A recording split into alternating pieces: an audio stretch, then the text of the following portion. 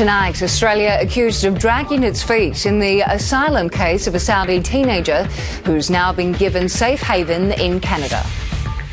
Canada is a country that understands how important it is to stand up for human rights.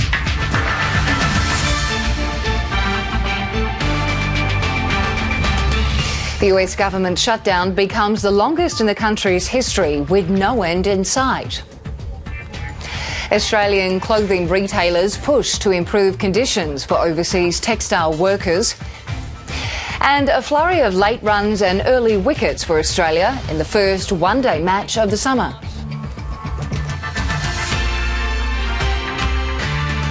Hello and welcome to ABC News. I'm Lara Hyams. The weather around the capital cities for tomorrow: partly cloudy in Brisbane, cloudy in Sydney, mostly sunny for Canberra, sunny for Melbourne, mostly sunny in Hobart, sunny in Adelaide and Perth, and showers for Darwin with a chance of a thunderstorm. The Australian government has been accused of dragging its feet after Canada acted swiftly to grant asylum to a Saudi teenager who was stranded in Thailand. 18-year-old Rahaf Al-Qanun is now on a flight to her new home. Australia was processing the refugee's visa application when the news broke, but the government has defended the time it took, saying it followed due process. From Canberra, here's Stephanie Dalzell. A large explosion has damaged a bakery in Paris. These are live pictures that you are seeing now from central parts of the city. Several people have reportedly been injured and nearby windows smashed as witnesses said they heard a loud blast. The cause is still unknown, but a gas leak is thought to be the result. We'll have more information as it comes to hand. America's partial government shutdown is now the longest of its kind in US history. Hundreds of thousands of public servants have gone without their first pay of the year as Donald Trump's standoff with the Democrats enters its 22nd day. Under Bill Clinton, one lasted 21 days. During Jimmy Carter's tenure, 18 days, while the Obama administration saw a shutdown of 16 days. North America correspondent James Glenday has the latest developments from Washington. Stop the shutdown when? Today! Washington. A man has died during the Pier to Pub open water swim event at Lawn of Victoria's Great Ocean Road. Police confirm the 65-year-old competitor died after being pulled from the water this afternoon. Lifesavers and paramedics tried to revive the man, but he died at the scene. An 18-year-old man has been charged with murder after a stabbing at a hair salon in Sydney's West. Police say a 20-year-old man was having his hair cut at a Bossley Park salon yesterday when he was stabbed in the back and neck. He died in hospital. Fredon Boutros did not apply for bail when he appeared via video link at Parramatta Bail Court today. He will reappear in Fairfield Court in March. And police have released an image of a motorcyclist they want to speak to in relation to the attack. Australian retailers have acknowledged that they could do more to improve the work and pay conditions of those who make clothes for consumers following a string of protests by garment workers in Bangladesh.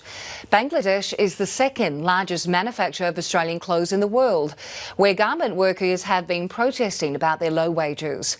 Oxfam Australia has called on Australians to take action to help ensure better futures for women. Concerns about the welfare of Australia's live animal exports could see trade cease to a major Middle East market. The Israeli government is considering a bill that would stop the practice. Middle East correspondent Eric Torchek reports from Jerusalem, and a warning: this story contains images of distressed animals. The battle for the marginal federal seat of Indi is heating up, with the group behind sitting independent Cathy McGowan selecting her successor.